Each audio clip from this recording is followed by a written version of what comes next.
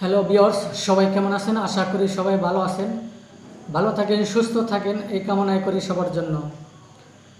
আপনাদের মাঝে আরেকটি ভিডিও নিয়ে হাজির হলাম। যারা মালয়েশিয়াতে আনডকুমেন্ট আছেন এবং নদীপথে আসছেন তাদের সম্পর্কে কিছু তথ্য উঠিয়ে ধরব।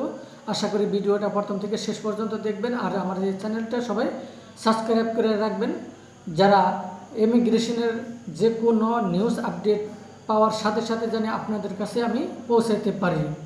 এ কারণে আমার চ্যানেলটা সবাই সাবস্ক্রাইব করে রাখবেন।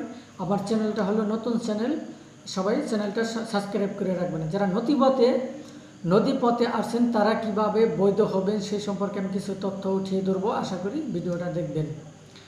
নদীপথে যারা আসছেন তারা 60% হবে না আর 40% হবে। এর মধ্যে হবে না আবার হবে, এটা কিসের জন্য বললাম?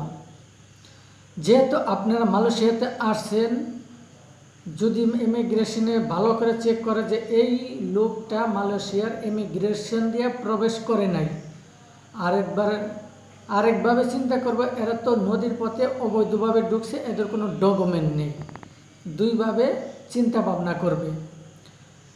যেহেতু এই কারণে আপনারা অ্যাপ্লাই করেন, যে কোনো কোম্পানির মাধ্যমে অ্যাপ্লাই করেন, তার আগে আপনাকে কি করতে হবে? অ্যাপ্লাই করার আগে আপনার একটি নতুন পাসপোর্ট বানানোর দরকার। তাহলে আপনি মালয়েশিয়াতে পাসপোর্ট বানাবেন কিভাবে?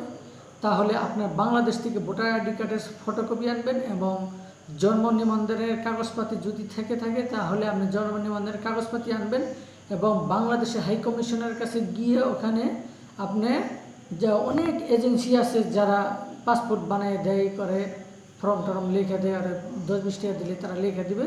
আপনারা পাসপোর্টটা ওখানে জমা দিয়ে ওখানে পাসপোর্টটা বানিয়ে হাতিয়ে রাখেন। আপনার যে কোনো জায়গায় কোম্পানিতে লোক নিতে আসে, ওই কোম্পানিতে যাই আপনি জয়েন করেন। জয়েন করার পরে বসে বলেন যে আমার পাসপোর্ট আছে, আমি কাজ করতে চাই কোম্পানিতে, আমার জন্য অ্যাপ্লাই করে দেখতে পারো, আমি কাজ করব। তো কোম্পানির সাথে আপনি কথা বলে আপনার পাসপোর্টটা দেন, আপনার জন্য কোম্পানি ইমিগ্রেশনের কাছে অ্যাপ্লাই করবে। অ্যাপ্লাই করার পরে যদি অ্যাপ্রুভাল দিয়ে দিতে তাহলে আপনার কপাল খুলে গেল। যেহেতু আবার আপনার পাসপোর্টের যত নাম টাম যা আছে সবই তো ইমিগ্রেশনে কি করতেছে, ইন্টার করতেছে, সবই কিছু আমি মনে করেন যে সব ডকুমেন্ট আপনার কম্পিউটারে ঢুকাইতেছে। এ কারণে আপনার খুলেও যেতে পারে, বেশি সম্ভব খুলেও যেতে পারে।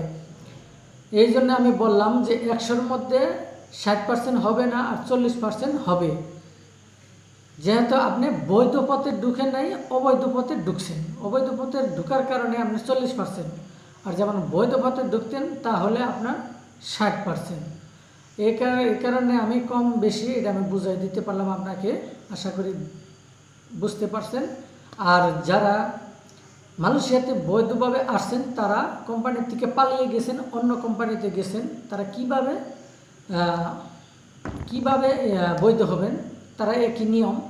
আপনারা যে কোনো কোম্পানিতে যান, সেই কোম্পানিতে যাওয়ার পরে আপনারা করেন যে অনেক কোম্পানি নিতেছে, আপনি পাসপোর্টটা জমা দেন। জমা দেওয়ার পরে আপনি কিছু পাসপোর্ট সাইজ ছবি নিয়ে যাবেন, অথবা পিছনে ব্যাকগ্রাউন্ড সাদা ছবি, 5 থেকে 6টা ছবি তুলে রাখবেন সবসময়।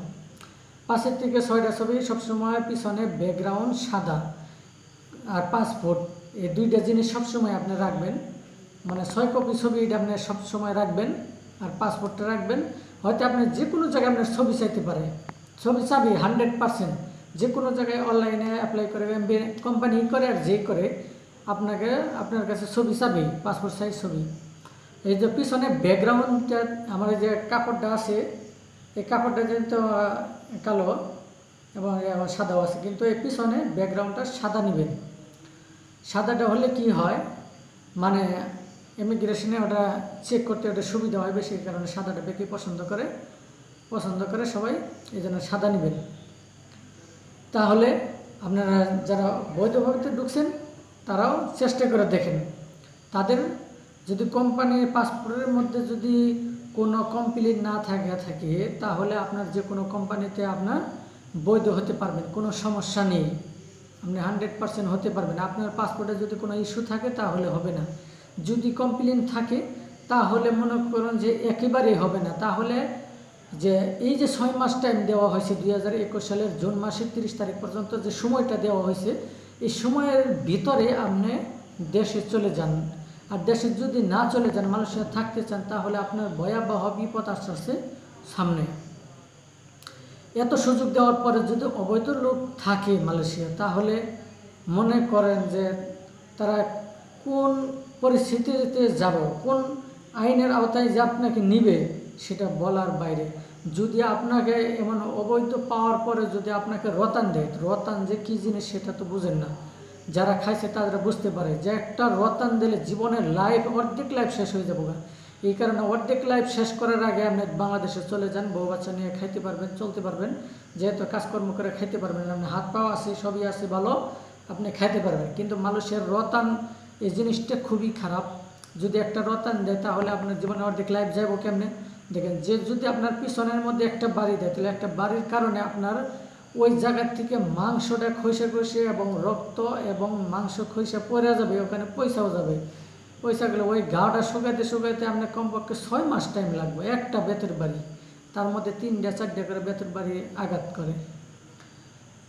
এই কারণে এই জন্য মালয়েশিয়াতে বলে যে বেতের বাড়ির বলে যে রতান রতান রতান। এই কারণে রতান কেউ না খেতে চাইলে তারা দেশে চলে যান।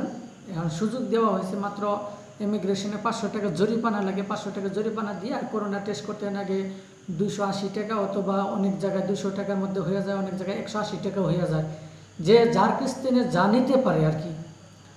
এই কারণে আপনারা যদি না হতে পারেন, অনলাইনে অ্যাপ্লাই করে দেন, কোম্পানির মাধ্যমে অ্যাপ্লাই করে দেখেন। কোম্পানি যদি বলে যে হ্যাঁ তোমারটা হবে না, তাহলে আপনি রিটার্ন বাংলাদেশে ব্যাক করে চলে যান।